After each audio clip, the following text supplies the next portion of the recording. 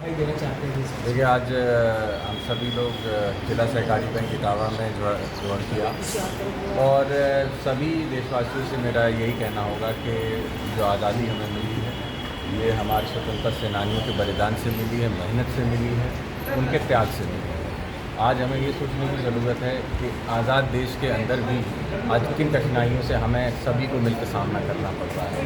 जहाँ पे भुखमरी का कई सारे प्रांतों प्रदेशों के अंदर कई सारे लोगों को सामना करना पड़ रहा है, वहीं पे शिक्षा ना मिलने का भी एक अभाव बच्चों को पीछे कर रहा है।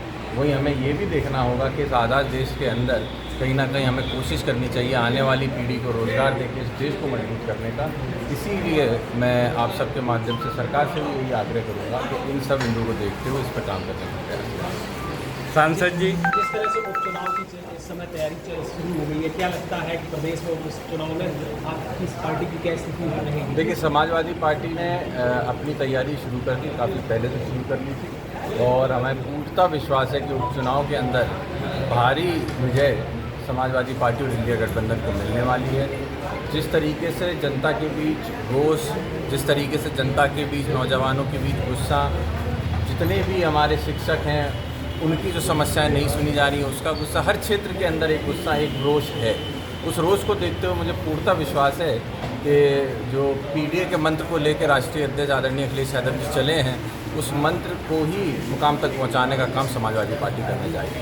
जिस तरह से कन्नौज में एक मामला चला नवाब सिंह को लेकर के और तब भारतीय जनता पार्टी सरकार जो है समाजवादी पार्टी पर हमला हुआ है, क्या लगता है आपको, क्या रणनीति? देखिए, इसके लिए पार्टी का भी जो स्टैंड है, पार्टी के प्रवक्ता उन्होंने भी इस बात को साफ तरीके से रखा कि किसी समय पे वो हम लोगों से जुड़े थे, लेकिन कुछ समय से दूरियां हुई, भारतीय जनता पार्टी से उनकी नज़दीकियाँ थी और उसी के चलते, उसी संगत के चलते ये सारी चीज़ें हुई हैं। इसमें मेरा तो यही कहना होगा कि प्रशासन, शासन पूरी कार्रवाई करे, कोई भी हो वो नहीं छूटना चाहिए, चाहे वो सपा के हों, चाहे वो भाजपा के हों, किसी भी पार्टी के हों।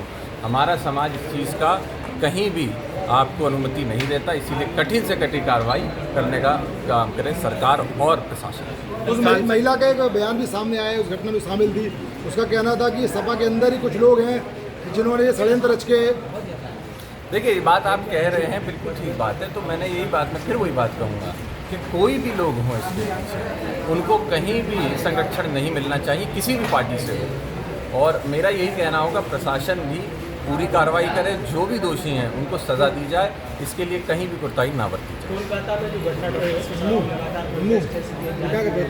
लेकिन ये मुद्दा थम नहीं रहा, सुरक्षा को लेकर के तमाम बातें आ रही हैं, आपको क्या लगता है? ये कई सारी बातें हैं सुरक्षा को लेकर के, डॉक्टर्स को लेकर के, जहाँ पे हम ये भी कह सकते हैं कि डॉक्टर्स जो अपने जान की बाजी लगा के हम लोगों के लिए सेवा करने का काम करते हैं, वही हम या सरकारें, हमसे मतलब है सरकारें उनको कितना सूटेबल एटमॉस्फेयर दे पाती हैं काम करने का, या उनको क्या क्या सुविधाएं दे पाती हैं, इन सब चीज़ों को भी देखना जरूरी है। वहीं अगर ऐसी घटनाएं होती हैं तो सरकार इनका संज्ञान लेके निश्चित ही कार्रवाई करे, ताकि एक भरोसा सभी के बीच में सरकार के प्रति हो सके। सांसद जी, किसानों को बिजली और खाद नहीं मिल रही है, परेशानी है किसानों के लिए। देखिए, बिजली की समस्या लगातार रही, हम लोगों ने संसद में भी इसको उठाने का काम किया और हमारा प्रयास यही है कि वो सरकारें जो किसी समय पे 18 से 22 घंटे बिजली देने की बात करती थी, आज 6-6, 4-4 घंटे बिजली नहीं दे पा रही हैं।